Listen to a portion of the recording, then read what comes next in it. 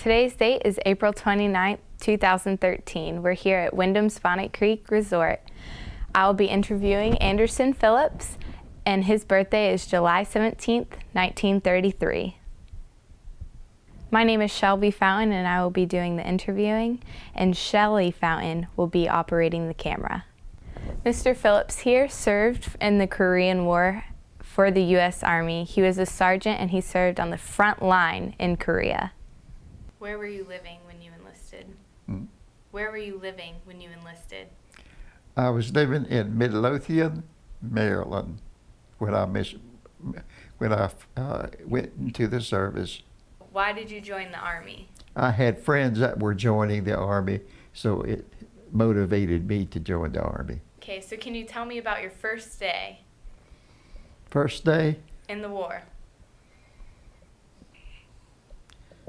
I can tell you a little bit about it. It seemed like there was a lot of work to do. We had a lot of work to do in the time that I was in that first day. We had to wash dishes. We had to get up at 3 o'clock, and we had to go do a lot of running and other kinds of things. My boot training was we had to get up early in the morning, go to the ranges, and fire the weapons. That's what we did all day long, every day. Instructors were very instructive, and they would tell us what to do, and we had to do it and do it when it was requested. And we just had to do what they said, when they said it, and how they said it. We just had to do what they said. How did you get through all of that? I just told myself to do it. I just did it, that's all. I just did it. Which war were you in? I was in the Korean War. Okay. That was the war after World War II. And where exactly were you set? I was set in North Korea. I was in North Korea. And that's where I went. And that's where I fought the Chinese, Koreans, and so on. Do you remember arriving? Like, how did you arrive? Do you remember anything about that time? Arriving where? In Korea. Oh yes, I arrived in a truck, big truck, whole truckload of us. We rode, I guess there were about 25 or 30 of us. On a Sunday, we were all brought up in that truck and put on the line in front of the Chinese. And that's where we were let off. And we went in a trench, a ditch, rather, and that's where we fought the Chinese. Did you stay in touch with your family while you were out there? As much as possible, yes. We were able to write free mail. We didn't have to put any kind of postage on the mail. We were able to write free mail, and we could write mail every day, and it would get sent to our relatives, and our relatives' mail we get sent to us.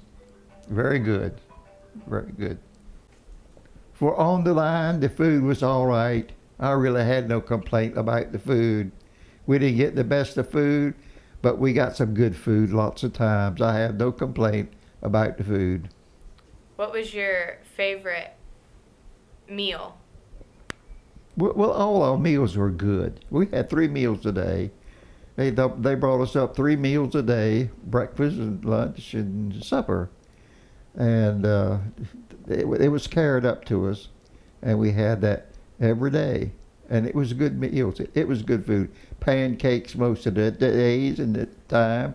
We get pancakes in the morning and eggs in the morning. And sometimes we get that kind of things at mealtime, like tuna and things like that. And then at night we get some kind of meats, like we get good meats, yeah. And the food wasn't that bad. The food wasn't all that bad. July the 4th when I was there. You had what? 1 ice cream cone. One time. Was it good? It was good. It was cold. And it was frozen. Yeah, it was good. One time, July the 4th. So, any women up there? There were no women up there where we were. No women. We never saw a woman on that line at any time. Did you carry anything around for good luck? Huh? Did you carry anything around for good luck? No. No. The only thing I carried around was my weapon. That's the only thing I carried around. What did you guys do to entertain yourselves? Well, they were shooting at us. Remember this? They were firing at us every day, all day long. They did that, and we returned it every day. We returned the fire. So it was fire, bullets firing at us all the time, and we were firing at them all the time, and that's the way we existed. It was horrible, terrible thing. Like, oh no, we didn't have any of that. We had one of our little cabins up there. There was a dead man there had been lying there for I don't know how many months. He was dead, and nobody bothered him. Just left him there. That was it. And that's the way he stayed. What did you guys do for showers if you were firing? We got a shower maybe once every 2 weeks. We were hauled to showers in a truck, 3 or 4 trucks on the roads, and it was terrible. They had 3 trucks or 4, and those trucks were in line on dusty roads, and they really dusted us going to the shower. When we all got to the shower, we all got out of the shower, and then we got all of us got back in the shower, in the truck, and the shower, we rode back on that same dusty road, and we were just as dirty and filthy when we got back as we were when we got there.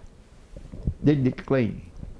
And our clothes were always big for us. Always. You go through the line, you might get a pair of pants 2 sizes too big for you, or things like that. Nothing ever fitted you right. It never fit right, and and that's the way we lived. So it was all the time. What was your job, and did you see combat? We had combat every day. Every day we had combat. We fought the enemy. Every day we were fired at. And we'd have to throw grenades and fire and, keep firing on them, because they were there to get us and shoot us and take us in bonds if they could. It was rough. It was terrible. Them firing on us every day. Every day. We had people shot, some killed, some hurt. But we had people wounded every day. Terrible. And then the day was most time, we tried to get some sleep. We'd get around somewhere, a bunker or a deep place in a ditch somewhere, and try to sleep some during the day. But that's the way we lived. How long did you live like that? I lived like that 6 or 7 months. Okay. Tell me some of your most memorable experiences. Going out, the most memorable experiences I had was to go out at night and carry on night attacks against the enemy. We had we had to do that at night. And it was very, very scary, because they were out at nighttime, and we were out, and they were always firing at us, and we were firing at them, and our boys were getting killed and hurt. I was in battle with my company and the whole group of men, and we were trying to take over the enemy, and I saw several of my buddies and friends hurt, killed and carried off the line, and I was hit and carried off the line too that day, October the 14th. October the 14th, I was hit through the right leg. I did not get hurt in the nighttime. I got hurt in the day. I was shot in the day, and to my right leg, where I was shot and carried off the line, carried to Japan. And what happened then? I was in a hospital for 6 months. Did they do surgeries on you? Huh? Did they do any surgeries? Yes, I had several surgeries, 3 or 4. And I finally got out of that in about 6 months, and they sent me back home. What did you do after you got back home? I went to school. After you went to school, what was your career? What did you? I went into church work. Mm-hmm. Mm-hmm.